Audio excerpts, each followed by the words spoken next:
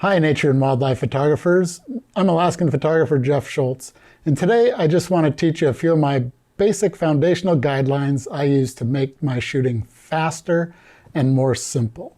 A lot less complex things. Download my free Essentials Kit guidelines for starting your own photo gear. So, probably 30-some years ago, I was on my first magazine assignment, photographing the late and great Iditarod champion Susan Butcher up north of Fairbanks. And I learned a few valuable lessons of what not to do. The editor of the magazine was there, and at a critical moment of the shoot, I needed a different lens, one that I thought I might need, but I had it in my bag 50 feet away. So we had to stop the shoot and go get this lens. And that just didn't work very well. So fixing that mistake and some other solutions that I've made to other mistakes I've made over the years is what I want to share with you today. So these aren't mind-blowing, unbelievable things. It's just some basic guidelines. So the main idea here is just go fast, go light, and go simple. I choose my gear choices based on that motto. I get the shot as fast as I can, as good as I can. And part of that is because the lighting and the wildlife do not wait for me.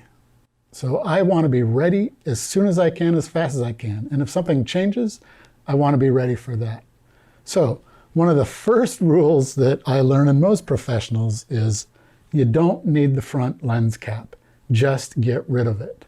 I take mine off as soon as I buy the lens, and I put it back into the box, and I keep the box so when I sell it, I at least have the front lens cap.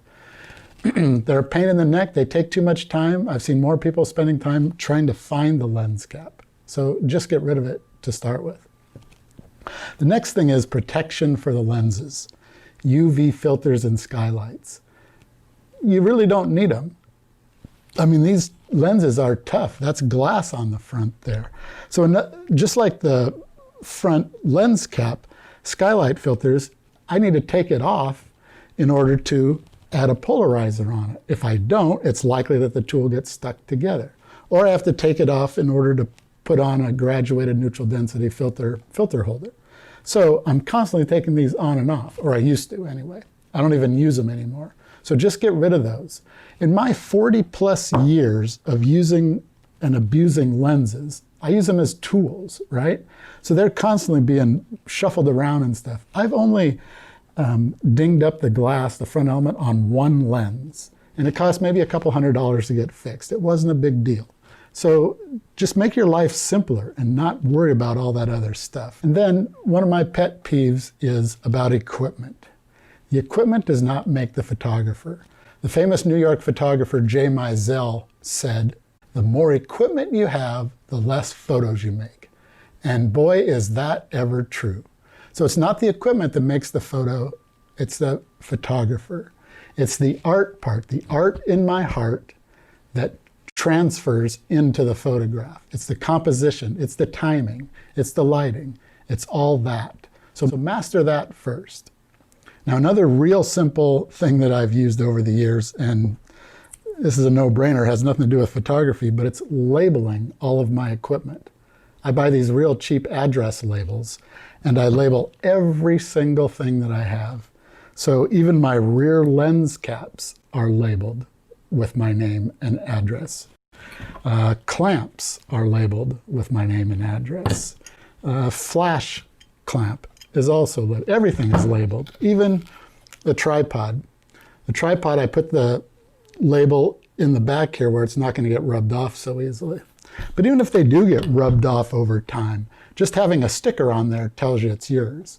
And in my photo tours and workshops, oftentimes people leave stuff behind. I know I've left stuff behind on a photo assignment. Once I had a $600 light meter left on assignment at a corporate office. And some guy found it, called me up, and saved me $600. The final thing that I want to tell you, and many people will push back on this, most people will, is one of the lessons I learned at that Susan Butcher shoot was to have stuff with me all the time. So I wear a photo vest wherever I go, and everything is in it that I possibly need. And it would have been in there, including the lens would have been in this vest had I used it way back photographing Susan. So it's not a fashion statement, it's a utility statement. I don't want to have my equipment 50 feet away when the light is getting right or getting better, or the wildlife is getting there. So I just do that. Keep it all in a photo vest. So choose your gear based on some of these principles, and that'll help you a lot.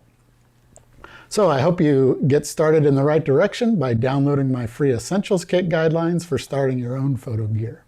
Thanks so much for watching.